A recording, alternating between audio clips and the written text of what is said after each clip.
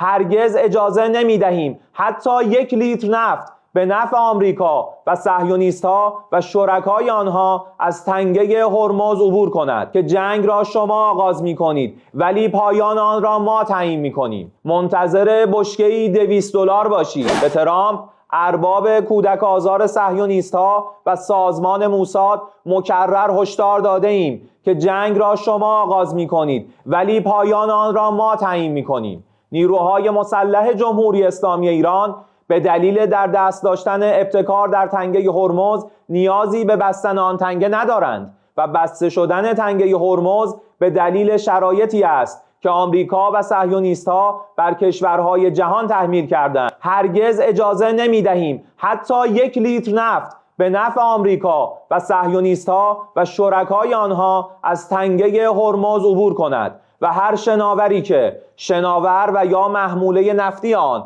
برای آمریکا و رژیم صهیونیستی و شرکای متخاصم آنها باشد هدف مشروع ما خواهد بود. بارها به حضور ناوهایتان در آبهای منطقه اشاره کردید. یک بار هم که کمی جلو آمدید با قدرت موشکی ایران عقب نشینی کردید.